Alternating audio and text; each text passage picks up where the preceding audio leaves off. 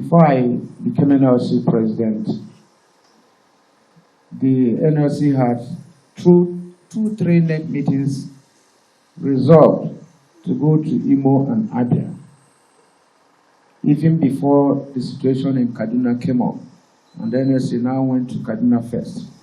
The situation in Rivers came up. The NLC went to Rivers. On arrival, the governor then, Wike, asked to meet with us and we resolved the problem. But quickly, after the emergence of the governor of Imo State then, he attacked the NLC secretariat Owerri during the time of Ajaero and took over the secretariat for 9 months. Mobilized talks in our secretariat in Owerri. And the state chairman of the NLC then had to abandon his position and ran away from Imo State. And then we were looking for who will take position of NLC chairman. And then somebody of the vice started acting. The NLC sent a delegation to Imo, headed by Comrade Nasiru, the current Kebbi State governor, to reach some understanding with the governor then. And on the basis of that, he vacated the secretariat of the NLC, but before then, nothing is there now. He destroyed all seats, all computers, every document there, including photographs, files, documents, belonging to NLC, were destroyed by thugs sent by Hope Uzodinma. The secretariat was constructed and donated to the NLC by Roger Sokocha, his predecessor, but he destroyed it. After vacating the office, we continued to engage him. He signed an agreement, with the NLC delegation led by Comrade Nasiru, current Kebbi State Governor, Comrade Imo Williams, Biobele, and I think TUC General Secretary late Lawa. And that agreement up to date has not been implemented. I wasn't the NLC president then. It wasn't politics. My predecessor was not playing politics by asking that the workers he described as those workers be paid. That was the situation. And when I emerged, we were yet to even review these issues when the governor now attacked workers during the state delegates conference of NLC. The state delegates conference of NLC takes place in all the states of the federation in the country, including the FCT. It was only in Imo that the governor, after the Commissioner of Information called me to tell me that they don't want a candidate in that contest. And I explained to him that we don't put people out whose union has sponsored, that if they have a candidate, they should keep on supporting their candidate. But we can't tell people not to contest because the governor prefers the other candidate. Governor sent talks that day, they disrupted the election. I called them to continue the election. They continued and he sent policemen to disperse them, who appointed the caretaker committee and responded. Some people who call themselves elders asked for 2 weeks to resolve the matter. I appealed to the neck of the NLC that people, these are from my state, they say the elders need 2 weeks, and that they say they have discussed with the governor. In 2 weeks they will address this matter. That 2 weeks went into, I think, almost 40 weeks now. The so-called elders have not said a word. We behave as if it's business as usual. On May 1st, When the workers gathered again for May Day, the governor sent talks again. They withdrew all police and civil defense people that were brought there and attacked the workers. Many of them were hospitalized. This time around, it was equally not politics. It was not equally not that the workers were campaigning for anybody. Still on the issue of ghost workers and those he has not paid for 3-4 years. Now after that, the NLC met severally and asked us to give him another 14 days since there was an agreement reached after that action. And in the agreement, the governor was specifically asking for the draft and was using his hand to cancel them. At the end of the day, I said, let it go, since that is what he wants. Between that May till now, the governor didn't say a word, no meeting, nothing. And when we sent him a letter issuing another 14-day ultimatum, he approached the court. And part of the affidavit he swore was that it was because he has been so busy. That is why he has not implemented the agreement. But at the end of the day, he didn't get any restraining order before we started going. There is nobody in this country, the security agencies, that didn't know we were going to Imo. We wrote them. We wrote the DSS, we wrote the police, we wrote everybody. And then when we got there, the event started unfolding. We addressed the workers and told some of them that came that Sunday with complaints that they have not paid them for years. And we said that will happen tomorrow. Ask all the people they were owing to come out, since the governor was saying he has paid everybody, so that we can assemble them for the governor to see the thousands of people, assuming he was not aware. It was in the event of doing that the following day that we got report that workers that arrived as early as 7 a.m. were beaten up, their properties, their belongings, their phones seized, some of them with broken eyes. It was because of that that around 9 that I went there with the assistance of about 20 security personnel. I was in the secretariat of the NLC and called some journalists to join, and then some of the officials of the NLC, so that we can address the press on the situation in Imo. It was then that the police led other people, those uniform, mufti, and they came and withdrew about 20 security personnel that were there, we cried to, guiding us. And then the policeman arrested me and handed me over to talk. One of his small, I don't know whether that one is sergeant or inspector, said, "Oga, why don't you take him? Don't hand him over to these people." He shouted on the sergeant also and said, "Come on, shut up." And that was how they dragged me on the floor, took me to this boss Imo, and about 7 people. I can't explain the beating, but they tied my nose, tied my eyes, tied everywhere, and were hitting me with all manner of documents. And they were asking me why I was challenging hope, that I should say my last prayer, and that they were taking me to call it Njoaba River. That's where they threw me. That was in the process. I didn't know how the same people carried me to police headquarters. The talks with their boss and brought me down there. And the police people were standing outside as if they are waiting for a common criminal. But that wasn't the end of my journey.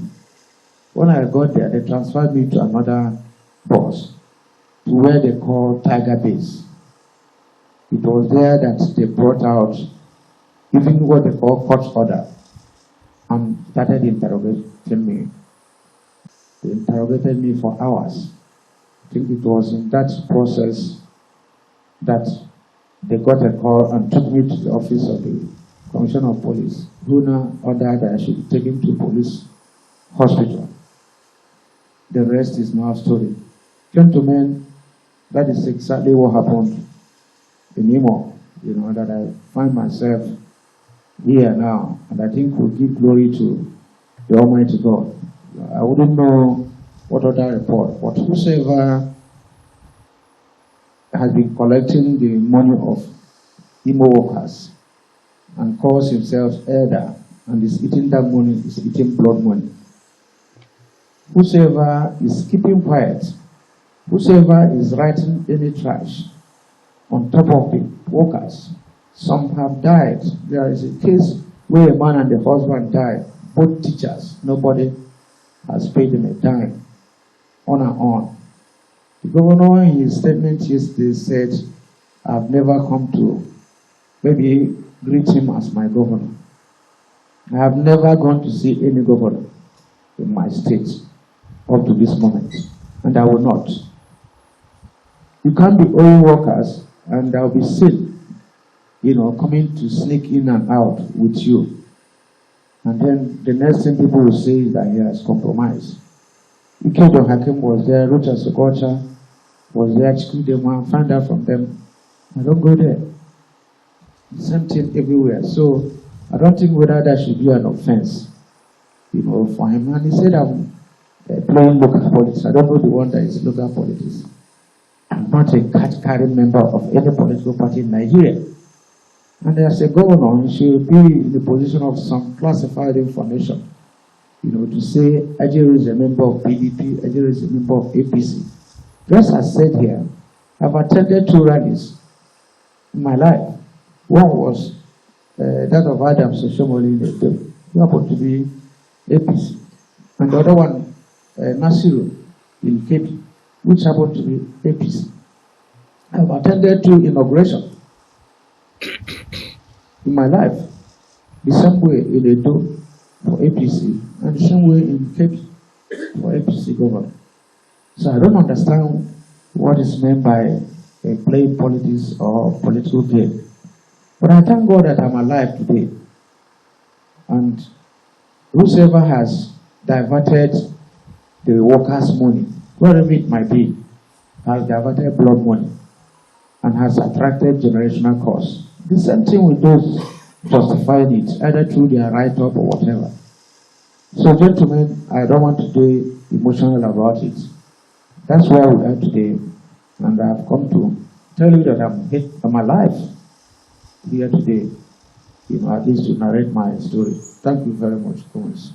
I don't know whether there are families that have exclusive preserve to contest election. Or because if I'm NLC president, whether my family is banned from contesting election. Is that what you are trying to imply? Since I'm NLC president, none of my family members should run for election. But let me answer you direct.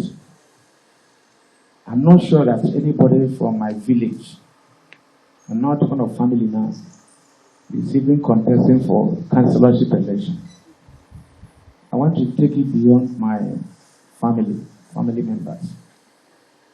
And if at all they are contesting, like you said, and they have lost out,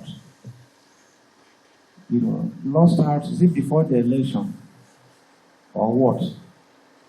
So if they have lost out, what's the issue? Because I listen to people who, especially Bayo Nonuga, who said he's writing for presidency. And I know that he lacks the capacity to write for the presidency. I practiced journalism with Bayo Nonuga during the Abacha days. And tell him, I say that he's a transactional journalist. And that there's a difference between guerrilla journalism and civil journalism. Tell him that I said that. He was with the news and I was with the Vanguard newspapers. So he can't be going into mercantile journalism and be dropping people's names. He should have known the importance of evidence, either in law or journalism. When you say somebody is going to politics, practicing politics, you say he's a member of party ABC, or he attended this political meeting, or he attended this political rally. You provide evidence, or he made a statement to say vote for candidate A or B. There must be something. You can't just be a press assassin and you think it will go well with you. If anybody that is supporting the non-payment of workers' salary, him and his family, if they work, they will not eat. That's the mission we are on. It's a divine mission. If the whole world gather against this mission, comrade, they will all suffer for it. That people will stay 1 year, 2 years, they are not paid. And some people are using grammar to cover it up. It's not done now. All the people that have died in this process, their blood will go upon all these people supporting him. If he is writing for the party in government, the person that was killed in Imo State, Gulag, is a member of their party. Why have they not asked question who killed Gulag? Why have they not asked question why the former governors in Imo State have equally been attacked? What house was attacked? Shot at. Ikodo Hakim was attacked, shot at. Achikudoma has never gone near his state for a long time. Why are people not talking of the way people are being wasted in Imo? This other Ikeng Imo, his house was burnt. His uncle killed. Everything he has burnt. This one that was talking yesterday. And that was the situation in Imo. And somebody is somewhere using flowery words, to cover evil. Anybody that supports evil, whatever you are, evil will be waiting for you. The person is attracting generational curse. We are on a divine mission. So that's the extent. I don't have anybody, any family member or whatever running for election. But they are free to run if they are interested. If I want to run for any office tomorrow, I will pick form of any party. Now, from the person that asks, there is no law that forbids a civil servant, public servant, labor leader from contesting election. But even though most of them knows that I'm not in the ballot for this election, I'm not running for any office. So why is it an issue? And the comment that asks whether we got permission. In the case of I think Muhammad Buhari versus the police, where the issue, even Khalifa had severally gotten that order, where the issue of permission before we proceed, the appeal court was clear about it. That you don't need permission for a protest or rally. Clearly. You only inform them to say this is happening and for them to give you protection. The law is clear. When you write them, it's for them to. And in the case of the DSS, they asked me for my itinerary. And I sent it to them in their headquarters here. That I will be at the airport this hour and go to the office. And the following day, I will come to the office and start the rally from there. And that was my itinerary. And they didn't stop it. Because it's good I respond to this. And I didn't see any of their people, apart from those that destroyed the TVC camera. And now for you ask of yourselves. And some media organizations that their workers are being humiliated. 2 TVC staff there were handcuffed. They were handcuffed to the police. I think it was at the police that they removed the handcuff. Are they equally playing politics with Ajaero? The TVCs, 2 of them, and the TVCs have kept criminal silence up to this hour. That their staff were handcuffed and carried to that place when the only offense was to come and cover an event. Is that equally politics? Why has the NUJ not said a word about the humiliation of journalists? Why has TVC kept quiet up to this moment about what happened to the journalists? This goes on and on and on up to this moment. And for the comrade that asks about whether that is the end. Not even my death could have stopped the struggle for the payment of those workers. Nothing. If I had died in the process, the people that will take over will be more daring. And that's what we'll do. And that's why when you hear us say the struggle continues, any of the deputies here or any other person that will take over would have been more decisive in handling the issue in Imo. So nobody is backing out. It's a question of allowing truth to prevail. The people who are owing, you pay them. At the stage, I told the DSS in Abuja here that the head mistress of the primary school I attended is retiring this month, and she has not been paid for 4 years. And that they had equally invited her for promotion interview, which means she is not a ghost worker. And that there is no other head mistress in that school. And you know that this is the head mistress of this school up to this moment. And that I'm from that state, and that I receive millions, thousands of calls on this issue. If I'm not from that state, people will not call me. I will not know. I can say the governor has paid them. The governor is right. But these are facts that are on the ground. And until you clear it, it will still be there. On and on. And some people were asking of time. Why is this time? In March, when they attacked the workers, was it during political era? In May, when they attacked workers, is it political era? Now, if he loses this election, will the new person listen to us? If a governor has not paid for 4 years and you kept quiet, the new person now comes. The first thing he will ask you is that, what were you doing for the past 4 years and you are disturbing me? But today, you and I and every Nigerian knows that Imo workers are owed. Sorry, the Imo people they classified as ghost workers are owed this number of months. And you can't divert that money to the so-called elders forum to pick their medical bill, and you will not pay the workers, and they will be supporting you. That one now, blood money. So, come on, I don't know whether there is any other thing you wanted me to say about this. You know, so if not, I think. Thank you. So, the issue of your state of health. Well, my state of health is not something that an ordinary person that is not a physician will go into.